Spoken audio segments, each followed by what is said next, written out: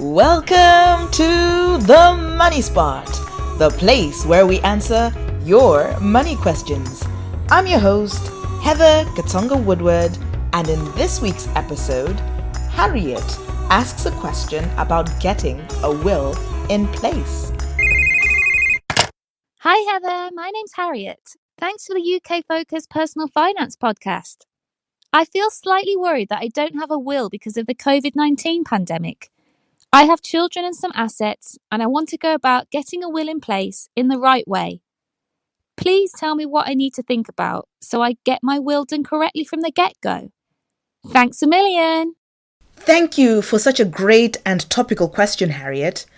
Because wills are such a specialist topic, I decided to get an expert in the form of Julia Fleetwood to come and help me answer all the questions I have been getting about wills. Enjoy the discussion that Julia and I had. Hey, Julia, how are you? Hi, good. How are you? I'm very well, thank you. I was getting a lot of questions about wills and will writing, and then I got your flyer through the door explaining that you have a will writing service. And I got in touch because there are lots of questions that I feel my podcast audience would love to have answered. And you've kindly agreed to come on. Firstly, I thought you could give us a little bit of background. My research suggests you started off in sales, did that for about 6 years, and then you've been doing will writing for about 5 years. How did you move from sales to will writing? Oh, great question. Okay, I was working in sales, and the company I was working for moved into products related to later life planning, such as funeral plans. And this was quite an interesting area, something I was unfamiliar with. A lady I was working with was previously a financial advisor. And she said there was a lot to this subject, and it fell into a category called estate planning. So I researched it and I found it really interesting. So she and I actually started to work together as estate planning consultants, and I embarked upon my training. I did some basic training, and that was the start of it. Fantastic. Thanks for the background. Shall we start off with what is a will for a person who has never really thought about wills? What are they designed to do? Great. Okay, so a will, also known as a last will and testament. This is a document which basically testifies, if you like, attests to what a person wishes to have happen with their estate after they've passed on. It's last is used because a person could write many wills in their lifetime, but the only one which would be legally valid would be the last one that they wrote. And it really is a statement of intention, desire, or wish as to what happens with one's estate. Okay, that sounds straightforward enough. When I die, I want certain things done, and I'll put them in a will. Exactly. Do you need a will if you don't have children? I always thought you probably only need them when there's people depending on you. Why would a person who doesn't have children want to write a will? Well, nowadays, Heather, a lot of people are making a decision not to have children, or for some reasons they're not able to have children. However, they still have created a life with a career in many cases, where they have over the years managed to accrue certain items, monetary savings, property. And it really is important for a person, even without children, to decide where they wish for that to go, because otherwise it could go nowhere, or it could end up going to the state, or they could end up paying a lot of tax. All these things would apply to people who've not made a will, even if they don't have children. So I always suggest to people that they give some thought as to the legacy they wish to leave.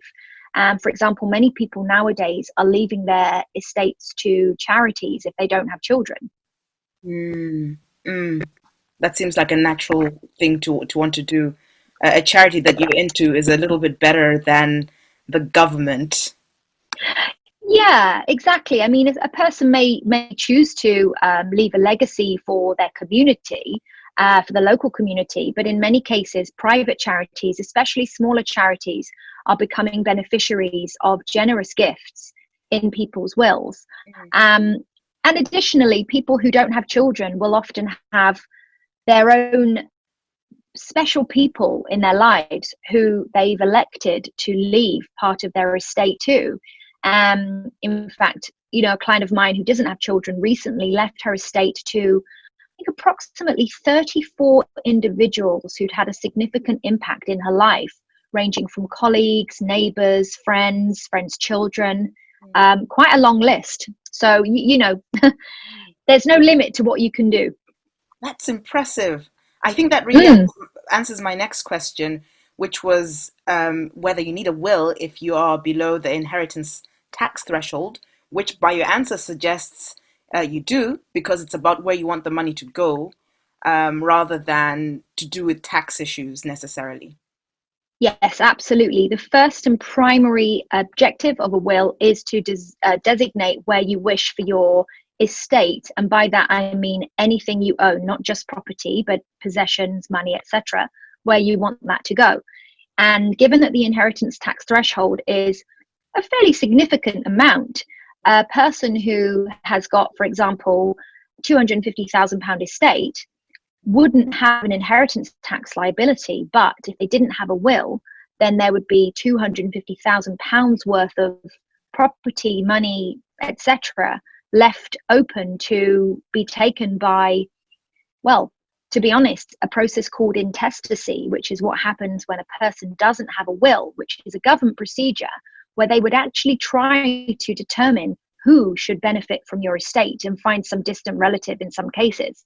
So, absolutely, for sure, if a person is below the inheritance tax threshold, they should always make a will. Great, you've answered my next question in that, which was what happens if Ah, you die without a will? Although mm. I have some idea of this because I love watching that show on TV, Air Hunters. Have you ever? Air hunter, yes, absolutely, it's brilliant. Yeah. Well, yeah, absolutely. I mean, the persons who feature in that program have obviously led lives, without giving much thought to the future. And I can think of examples where if a person dies without a will, the local authority have the right to step in. Mhm. They have the right at that point to run a procedure called intestacy, where they have to do an extensive research into the person's bloodlines. Mhm. They have to find out whether they have any relatives, even ones they may never have met. Mm. And the procedure of intestacy takes a lot of time and a lot of admin, which costs a lot of money. Mm. So it's not avoidable. And even if people don't make a will because they think, oh, well, it will go to my wife and children, Mm. it may well go to the wife and children or the husband and children, but they still would have to have it go through intestacy. Um, So either which way, in the extreme cases such as air hunters, or in the cases where people just simply didn't bother to make a will thinking they didn't need to, there is still going to be the intestacy procedure. So again, very advisable to avoid, and definitely make one. so if I didn't have a will and I died, how long would my husband and children have to wait for this whole intestacy process to take place? Well, intestacy obviously will depend upon the complexity or simplicity of the case. In your case, for example, Mm. it wouldn't necessarily take too long, although, for example, if a person has a will and everything runs smoothly in terms of the estate administration with a will, Mm. you could look at 6 to 8 weeks process. If you add intestacy onto that, Mm. you could be looking at another 2 to 3 months on a simple case. Mm. With a complicated case, you could be looking at well over a year to 2 years. Oh my gosh. Mm. Anyone listening, get a will. Get a will if you Ab- don't want your family to be waiting for ages for that money, especially if they've got university fees or other important expenses. Now, Absolutely. this brings me to the practicalities of producing a will. Yeah. I've seen that there are several ways you can create a will. I can just download a template from the internet, fill it up, get a couple of witnesses and sign it. I don't even have to do that. I can just scribble my wishes onto a piece of paper in my house, or I could use a solicitor, or I could use a practitioner, will practitioner like yourself. Can you tell me a bit about how each of these routes is different, especially what the disadvantages might be for each one of these four options? Sure, absolutely. Okay, so yes, you're right. A person could do will themselves. They could download a template, they could go to the post office or a stationery shop and buy a do-it-yourself will kit. I have seen these done. I've seen them done very badly. I've seen them done with vital information omitted, such as the signatures. I've seen examples where the will has been done and kept in a very not looked after and not in pristine condition, which, you know, a crinkled up piece of paper, which could be questioned, could be challenged. The thing about doing a will yourself is, unless you have a practitioner or solicitor check that it's absolutely rock solid, it leaves it open to question. And the lack of certification of a professional does leave that, you know, the greater risk for the person. The other thing is, just as a point, when a will is executed, meaning dealt with after the fact of the person passing away, the legal procedure is done, again, it's a legal procedure, a government procedure called probate, which is to verify the validity of the will and to measure the worth of the person's estate. And this is done in many cases. If the will has any question mark about it, again, it can add a lot of time and a lot of complexity to the case, drag it out and make it last a lot longer for the relatives to get the estate, to get the money. Now, doing it with a solicitor is a good idea. However, generally you will pay a higher fee because the solicitor in the main deals with a lot of different areas of law.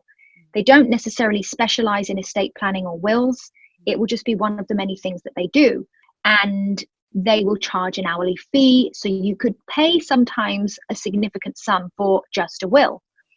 Now, when you use an estate planning consultant or a legal practitioner such as myself, who specializes only in this area, we fall under a different category. So I myself am not a solicitor in all areas of law. I specialize in this area, which means we can give very up-to-date advice. There's a lot of regulation changes that can happen, which it's important to be aware of.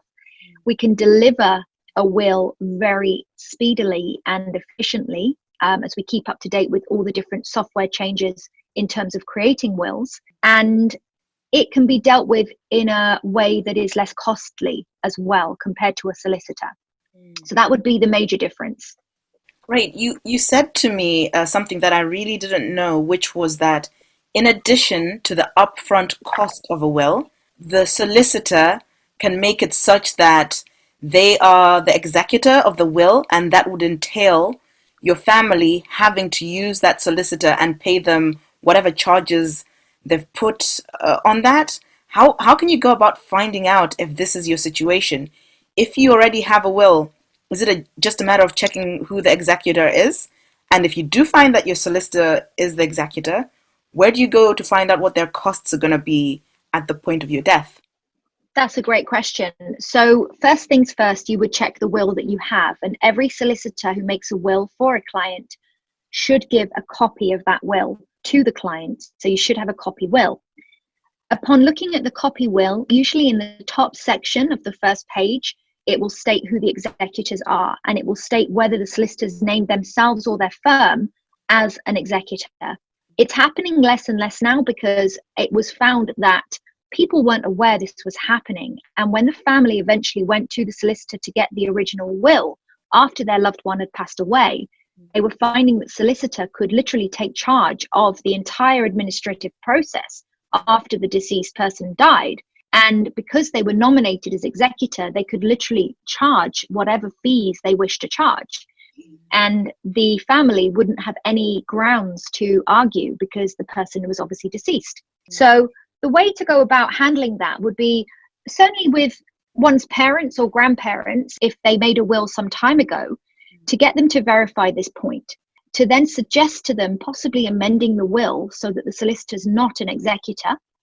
Also, taking the will, and asking the solicitor for a transparent statement of their fees, of what the charges would be, because the family wouldn't be obligated to use that solicitor if they weren't named as an executor. They could use anybody to help them do the administrative process, albeit legal practitioners like ourselves, a different solicitor that charges a lower fee, or if they want to, they could do all the administrative process themselves, which would save them a lot of money. Go on. Oh, sorry, I cut you off. I was just making sure that we know what executor means. I realize we've just gone into using quite a technical term without Yes. explaining what it is. And I'm not even sure I know exactly what it is. Is it just the administrator? Well, the executor is the person who executes the intentions of the person who made the will.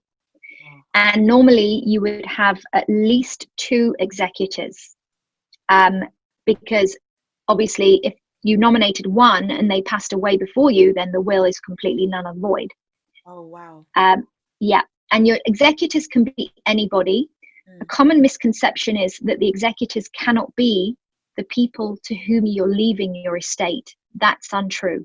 You can make, if your children are over 18, often what happens is people will make their children the executors, and their children will also be the beneficiaries. So it's in their interest to do all the work involved in doing the role of executor.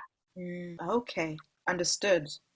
Now, because people are going to be thinking this right about now, what are the cost differences between each of these options?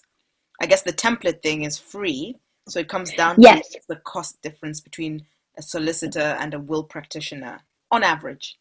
On average, okay. I can only speak from my own experience, and I won't name any names. I'm based in the Birmingham area, and I have clients who were quoted prices for wills from a couple of reasonably large firms, not city centre firms, but local high street firms in the Birmingham area. One client was given the quote of £250 plus VAT for a pretty simple will. Our firm would charge £120 plus VAT for the same exact will. And it goes the same for the other firm, very similar pricing. However, you're looking at solicitors who are fully qualified will often charge £200 to £250 an hour for their work, which would suggest that the time taken to complete the will would be an hour or so of work. Although it really depends, because if a person has a complicated will, it can certainly take a lot more time and a lot more work, at which point the solicitor might add on additional fees. Whereas with ourselves, we have a very transparent fee structure for different types of will. We're very upfront, additional costs, even for a sort of what we call a family will, which is a bit more complex, which involves guardianship of children and so on. We would still charge for a couple, for 2 wills, 264 altogether for the 2 wills, including guardianship. Is that 264 plus VAT? I'd have to verify. I think that would be, I can tell you, just one second, sorry. Yeah, while you're looking that up, that's an interesting one. Yeah. When my husband and I got our wills done, he charged $250 plus VAT each. But each, right? Well, exactly an inverse. The same. Yeah. So right. It's called a mirrored will. So for a family will, which would be the type of will you probably have, we would charge for the couple, as in both wills, £220 plus VAT. So 264 would be the total fee. Oh my goodness. I actually need my will updated, so I am probably coming your way very soon. No problem at all. I mean, help it is you with that. And additionally, actually, I'll tell you, Heather, one thing as well I've observed. A friend of mine did her will through a different will writing firm, so not solicitors. She found them on the internet. They charged a similar fee to ourselves. However, when it came to the signing of the paperwork, after the initial consultation, she was sent the original forms with tabs telling her where to sign and what to get signed. Our firm, as a national standard with our consultants around the UK, we have about 40 consultants now around the UK. our pricing includes taking the will back to the client and assisting them in ensuring that the will is signed and witnessed correctly. And that's a really important point and part of our service. That's a good thing to know. Mm. There's another thing I'm curious about with regards to wills. When we got our Sure. will done, I had a lot of things that I wanted done if I died before my children are adults. And these were separated out into something called a letter of wishes. What's the difference between the will and the letter of wishes? Why do you need both? Why can't it all just go into the will? Right, great question. So a letter of wishes usually will relate to very specific things that really pertain to the time period of that current moment. So, for example, in 15 years' time, that letter of wishes will probably be invalid because the children will be over 18. Now, in a will, ideally, a good will be one that will stand the test of time, because even if there's a clause in it that says what would happen to your children if something happened to you when they were young, that would be taken care of within the will. But if, for example, you have two children and the estate ultimately is going to be left equally between the two children, that will doesn't need to be amended. The letter of wishes is something that can be amended monthly, annually, yearly. For example, a lady I just did one for, she's had a really big fallout with one of her children. Wow. I hope they're going to resolve that. However, she's chosen to exclude that person from the will, but the reasoning for it and the specifics on it are in the letter of wishes. And it will take a lot for her to change her mind, but she will absolutely be able to amend that letter of wishes as often as needed. I see. But if she changed her mind and decided to include her child again, she would have to change the will. That's right. Okay. Wow, that's sad when that happens. Okay, now I get that. I thought that the letter of wishes was essentially stuff that was optional, because my letter of wishes had stuff like, when they're 14, I want them to take a plumbing course. And if at that time my kid said they don't want to do a plumbing course, then I guess it would be something they're not forced to do. That's Right. cool. Yeah. Okay. That's you can be amazingly specific with a letter of wishes. And you don't want to be as specific in a will. And for example, even if it's items, like for example, let's say someone has a lot of different items that they want to leave. We call it in a will chattels, which is an old-fashioned word for possessions or items. If one of those items, you know the word? It's one of my favorites. In tax, chattels. We use the term wasting chattels for things like cars, and I find Right. it a graphic and interesting term. Yeah, go on. It's funny, isn't it? So basically, if, for example, somebody had some earrings, jewelry, a ring, and they had all these items in their will, if unfortunately, while they were on a holiday, they sadly lost one of the earrings, it fell down the drain and they never were able to get it back. If they'd left those earrings specifically in a will, the entire will could be voided because those earrings aren't accountable.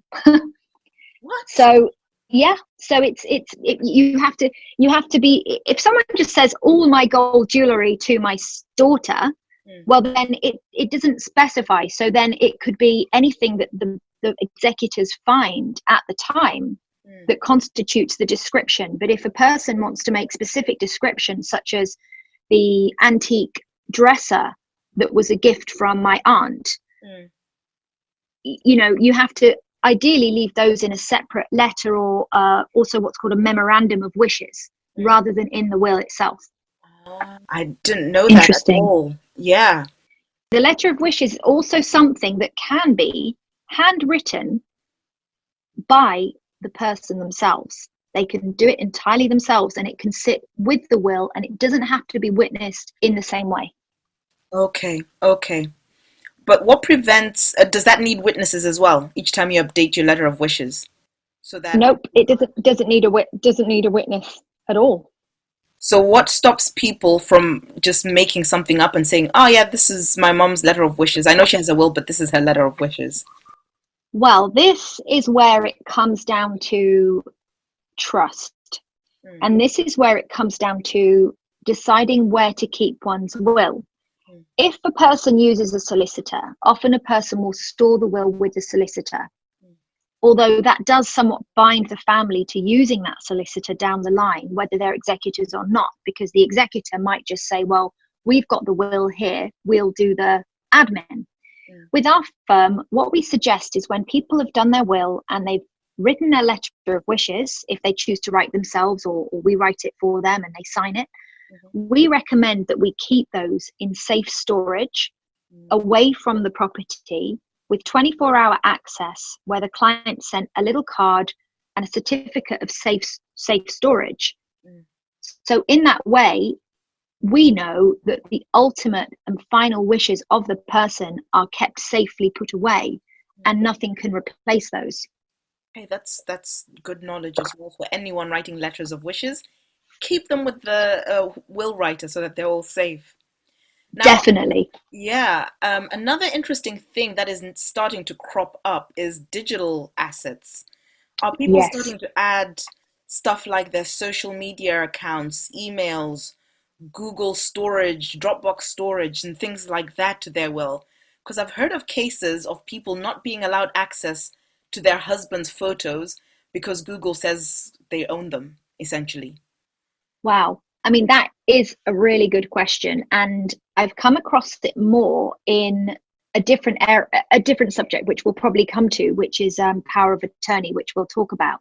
As yet, because my average client base until quite recently has been people over the age of 70, Mm. it's not something that has been massively, Popular. important Yeah. for those people, not prevalent. No, it's something that I would imagine for younger people who are, the sort of the generation down, are going to have more of an interest in resolving. And it's something that really, when people get towards an age and they're planning for the future, it would always be advisable at that point to share with their executors or a trusted person their login details for the various accounts, their passwords Mm, for their various accounts, mm, because otherwise there's going to be a problem after the fact.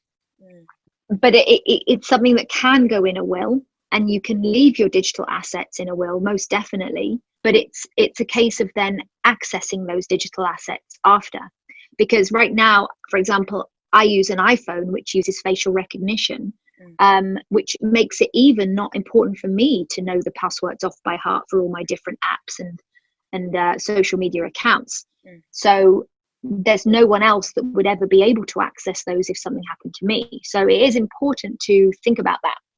Yeah, and I suppose giving someone the ability to inherit your digital assets offers some protection. So if you have a will that's been properly witnessed and you take it to Google and say, I know this person has their photos with you, but now I am the legal owner, so you legally need to give them to me. It's some level of protection. Nothing more. Absolutely. Yeah, absolutely. And I'm not sure, I'm sure this will become a lot more discussed as a topic over the coming years as this starts to happen more and more, because I don't know what rights Google, for example, or Facebook would have to pass on that data. I mean, technically, once they're on the World Wide Web, then one could say they're anybody's. But, the actual ownership and legal rights, Mm. it ought to be possible to leave those. And I think that's going to happen more and more as time goes on. Okay, yeah, fantastic. Now, a Mm. question it's bugged me a few times, which is when you die, how can you make sure your family know that you actually A, have a will, and B, where they can find it?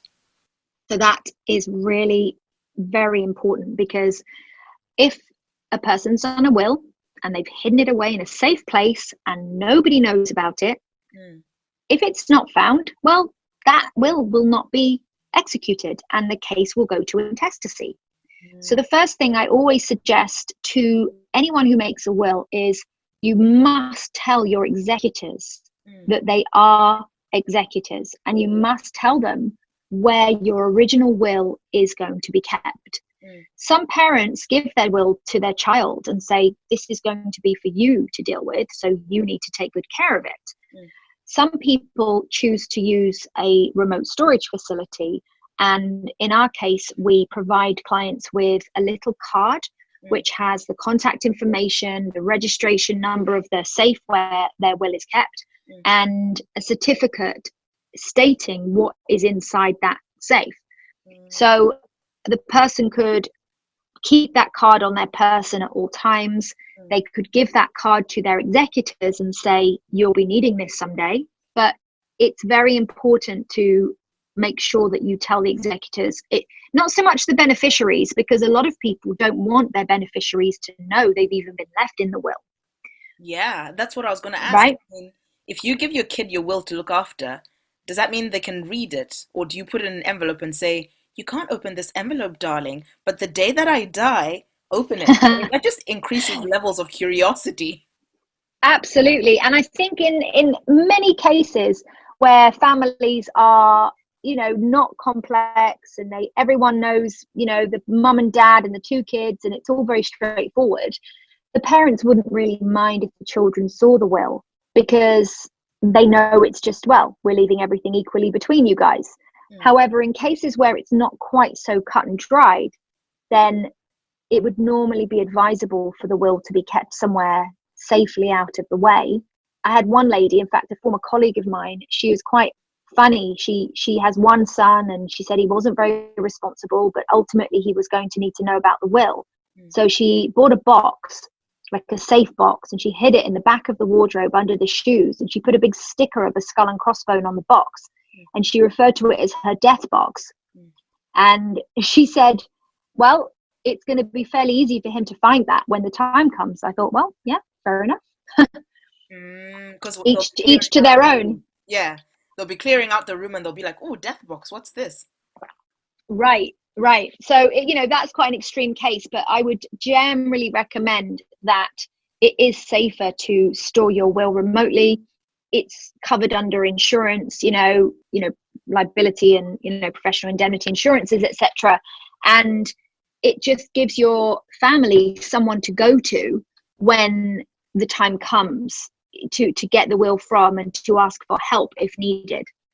Yeah, I find that approach so risky. I mean, I've even already told my son that you keep money in the bank because rats can eat it, or it can be ruined by fire or flood.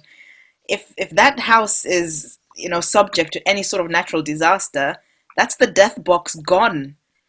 Exactly. And once it's gone, that is it, because the only valid will is the original document.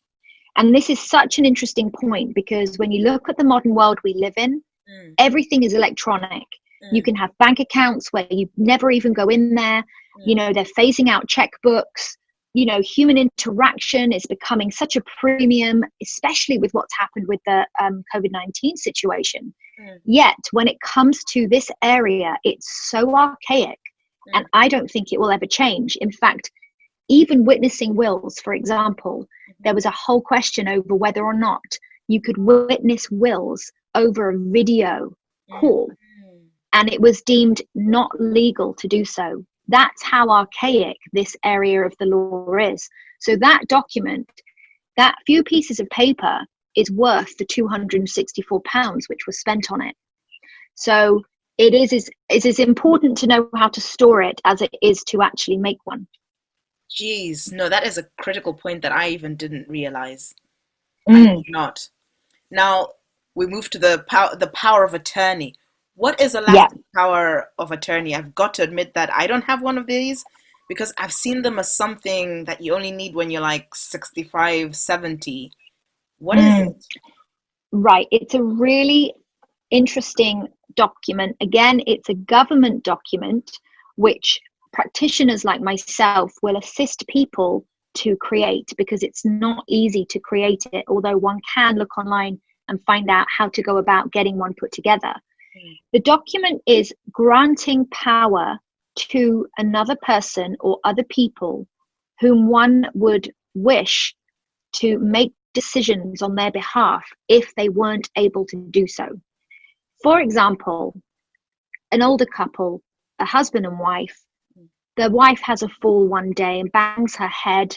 She starts to lose her mental capacity quite rapidly after the incident. The husband luckily has the power of attorney document, which has been signed, pre-prepared, registered. From that point forward, he can access her money. He can draw money from her ISA for items that maybe they need to adapt their house with.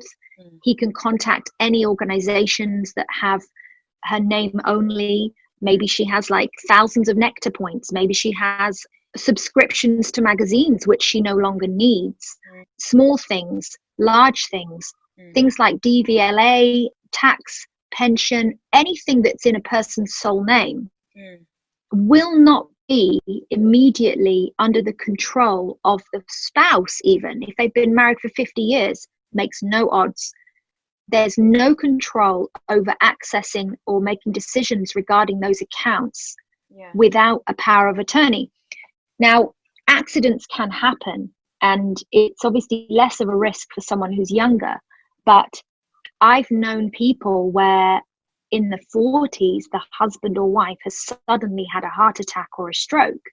40? And if they survive, I mean, it's not common, but I can think of 2 instances where sadly, both of these people were suddenly taken ill by these freak health situations. If a person comes out of that situation alive, but they're not in a fit state to actually carry on living their life as normal, then the only option is for their partner to have a power of attorney. Now, for elderly people, like my mum asked me the other day, in fact, she has a partner. She's divorcee. She's got a partner for 10 years.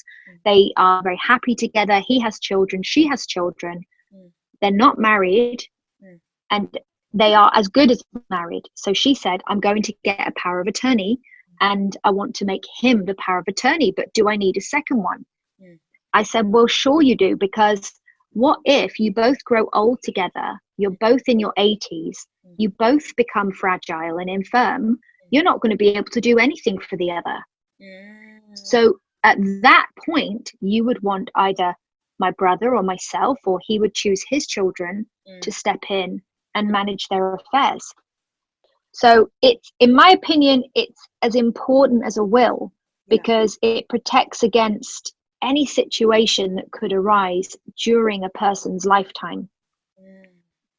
And another thing is, with the lasting power of attorney, I'm assuming before it's activated, someone will do some kind of mental capacity assessment to say, yeah, okay, this person is not able to make their own decisions, so this LPA needs to start being applied.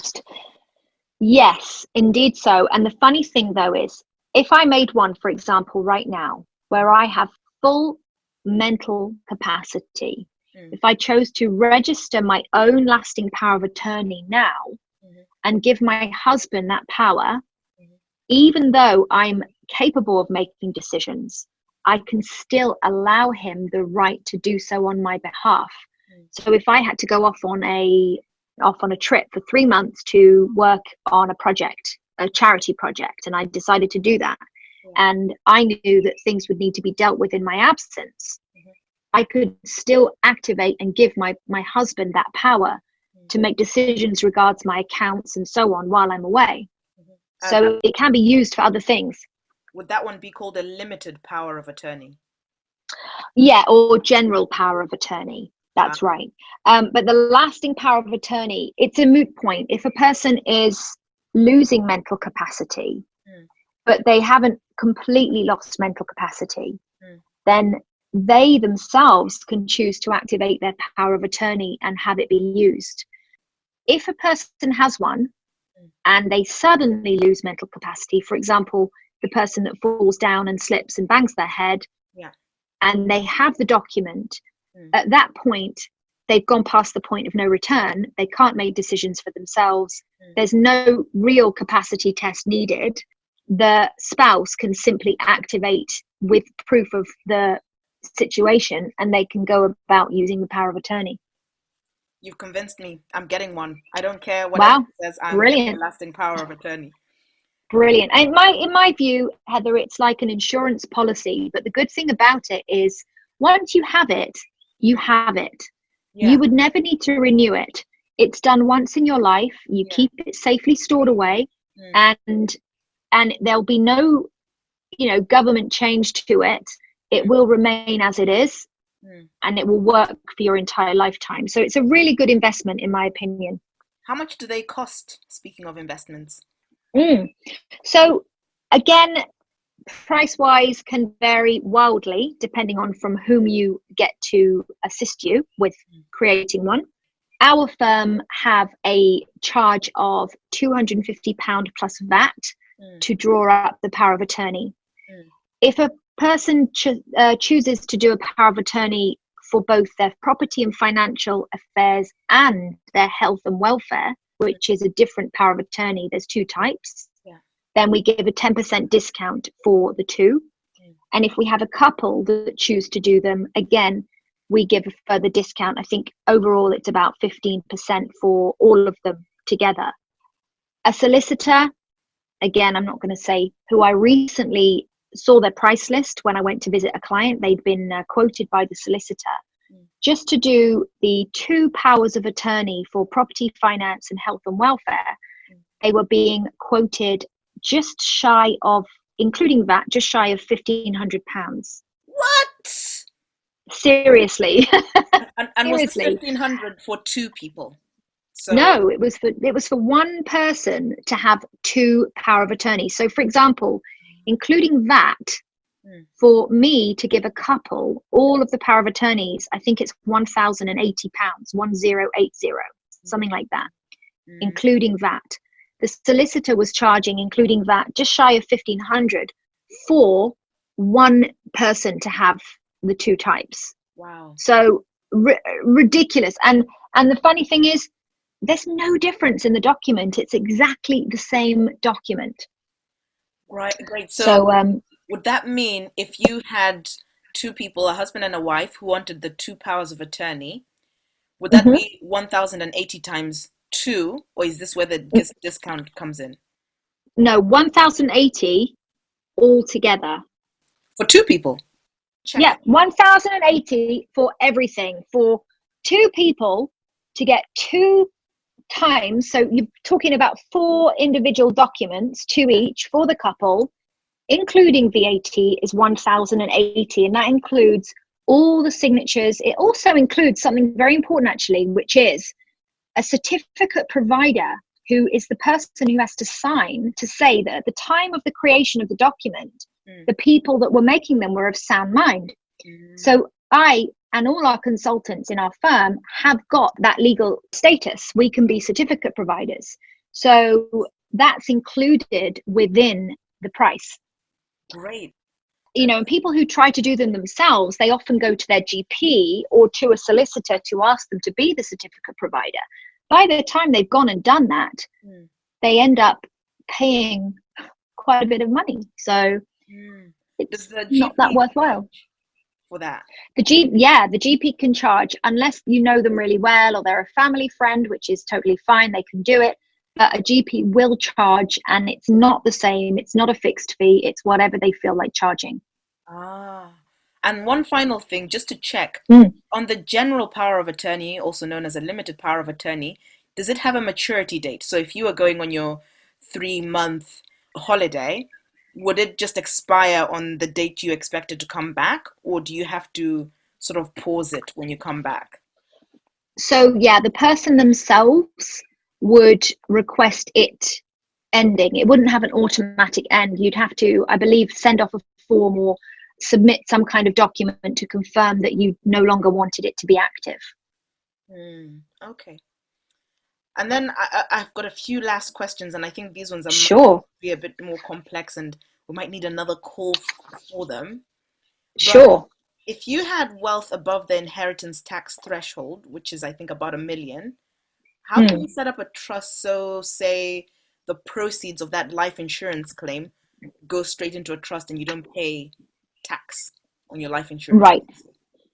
Well, that is a good question. And to be quite truthful, it does fall more into the realm of financial advice. Mm, And as a disclaimer, that's not what I'm qualified to advise on. So I will give you my sort of nominal knowledge on this, but I would absolutely recommend someone speak to a financial advisor if they have that problem or they're trying to create that trust. mm, But essentially, it is possible to do that. And I know, for example, a friend of mine recently had a life insurance set up, mm, and she was asked by the insurer mm, if she wanted that money to go into a trust mm, and for whom it would be entrusted to. mm. So it's something that can be dealt with directly through the insurer, and it's perfectly legitimate. I think some people have actually set these types of insurances up to pay the costs of the inheritance tax bill, which they're anticipating to have. Mm, So they have that money, which obviously, let's say it's going to be a £60,000 bill or something. mm, Hopefully not that much if they've been clever and careful and so on. But that money can be immediately put into a trust to mm. be used for a specific purpose. Right, right. Yeah, I mean, the problem is I have had that offer from my life insurance company, and then they have a section Mm, you need to fill in, but it's really not that clear how you fill it in correctly. Um, yes, they aren't clear. And it's something that I would either speak to an independent financial advisor about, because they could actually give you then also more of a comprehensive view of any other products on the market, or if there's anything else that's worthwhile, and help you fill in the forms, because often really these forms can be complex, and it's more about making sure that they're filled in correctly than anything else. mm, yeah, I'm going to speak to the person that sold us that insurance policy because they are a financial advisor and they got paid for signing up that insurance policy, so they should be willing to do a bit Right. more work for it. Absolutely. It's a point of follow through. And it's like this point with the will, where our firm 100% will always make sure we see it through to a final end, Mm, which is making sure all the I's are dotted, all the T's are crossed. mm, So then you've done that service with integrity and you've given the person what they need from start to finish. yeah. Well, thank you so much for your time, Julia. I think You're that gives very welcome. everyone a lot of food for thought because I think nowadays a lot of people are on board with the life insurance thing and are getting life insurance, Definitely. but far fewer have wills, I think. I don't know the stats, so don't quote me, but I would just that fewer people have wills than those that have life insurance. It's very true. And certainly, even I think statistically, only a third of people in the country have a will. Mm, And I frequently still meet people who are well into their retirement years and they don't have a will. But absolutely everyone should have a will. Every time a person puts money into their savings account, every time a person pays a payment to their mortgage, mm, every time they invest in a beautiful item for their home or jewelry, something the rewards of their hard work, mm, they have to think about where they want that to go. And just to end, a very funny meme that I saw on the internet the other day. I'm not going to say the whole thing, but basically the idea that just because you talk about something doesn't mean it's going to happen. You know, mm, just because someone talks about death doesn't mean they're going to die the next day. And I think a lot of people have a fear that, oh, I don't want to talk about that. But I actually think the opposite. I think that the more one prepares for every single eventuality, the mhm. less likely they are to come unstuck. I So believe we, that. Like, I yeah, feel like now that I have insurance and a will, I don't care if I die. Everything's in order. But now that it's all in order, it's not going to happen. But if I didn't have it in order, right. If you didn't have it in order, you'd be worried and you'd be more like to have attention on it and to be thinking, what if, what if? mm, And the thing is, if the recent times have taught us anything, it's that we really have to not take life for granted. We have to appreciate so much what we have mm, and why we're doing what we're doing. mhm, And ultimately, most people have a purpose, mm, a reason, a drive for why they're living and what they're living for. yeah, And ultimately, we all know, whatever our beliefs of what happens after we go, one thing we can all agree upon is that, the human body has a shelf life. mm, So one has to take that into account and be responsible about it for the sake of their family, their loved ones. And once it's all been dealt with, I'm quite sure people will be much happier knowing that they don't have to worry about anything. Yeah, yeah. If there's one thing that we can all guarantee, it's that we'll definitely die one day. Exactly. That was what I think Abraham Lincoln once said, or I was told he once said. Obviously, I wasn't there, so I don't know. Two things you can be sure of in this life are I know. death That's the taxes. and taxes, right? There you go. Yeah. I think we both can relate to that, right? So so it's very important to have things in place for sure. Perfect. Thank you so much, Julia. I really appreciate the time you've dedicated to this. You're very welcome. Very welcome. Happy to help. I am so grateful to Julia Fleetwood for coming onto this podcast episode and talking to us about wills and estate planning.